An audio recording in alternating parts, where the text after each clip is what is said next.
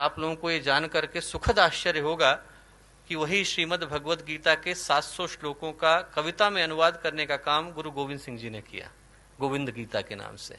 और जब आप गुरु गोविंद सिंह जी के जीवन को देखें तो ऐसा लगता है कि गीता में जो भगवान श्री कृष्ण ने योग की व्याख्या करी है वो उनके जीवन में साक्षात देखने को मिलती है।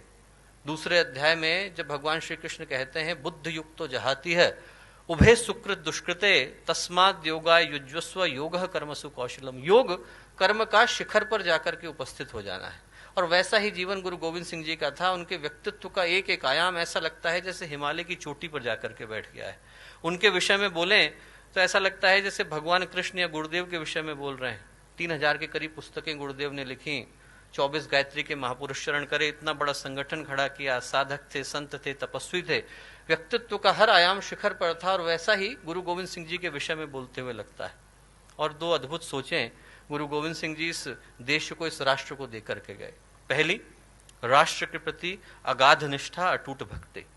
आज यदि इस देश की पश्चिमी सीमाएं इतने सारे आक्रमणों को झेलने के बाद भी बिना किसी खरोंच के खड़ी हैं दोस्तों, तो उसके लिए यहाँ की भूमि, यहाँ की मिट्टी, यहाँ की धरती, यहाँ का आकाश, यहाँ का पानी, यहाँ की वायु एक एक सिख का कर्जदार है।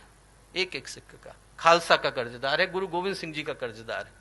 क्योंकि राष्ट्र के लिए अपने आप को बलिदान कर देना उनने अपने स्वयं के परिवार से सिखाया। 4 पुत्र थे, 2 हत हो गए, 2 को चिनवा दिया गया। एक जो पुत्र थे युद्ध में मारे गए। जो चौथे सबसे छोटे थे लौट करके घर आए।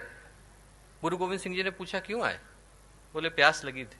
बोले वहां मैदान में शत्रुओं का लहू बह रहा है, उसी लहू से अपनी प्यास बुझाना। वापस भेज दिया। वो भी हत हो गए। 4 पुत्र मारे गए। मां का हृदय था। मां ने पूछा क्या कर रहे हैं? तो गुरु गोविंद सिंह जी बोले इन पुत्रन के शीस पर मार दिए सुत 4। 4 मुए तो क्या हुआ, जीवित कई हजार। हजारों पुत्र हैं मेरे, 4 गए तो क्या हुआ। ये है राष्ट्र के प्रति निष्ठा दोस्तों।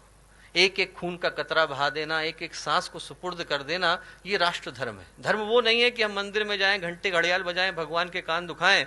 धर्म वो है जब हम लोग राष्ट्र के प्रति अपने दायित्वों की रक्षा करते हुए अंतिम सांस को भी शहादत की तरह सुपुर्द कर देते हैं। वो राष्ट्र धर्म कहलाता है। और वो गुरु गोविंद सिंह जी ने हमें सिखाया। दूसरी जो चीज दी वो दी एकता, साथ साथ चलना। बड़ा दुख होता है जब लोग धर्म के नाम पर तोड़ने की भाषा का प्रयोग करते हैं। धर्म तोड़ना नहीं सिखाता, धर्म जोड़ना सिखाता है। धर्म गिरना नहीं सिखाता, धर्म उठना सिखाता है। धर्म बंटना नहीं सिखाता, धर्म मिटना सिखाता है। और ये गुरु गोविंद सिंह जी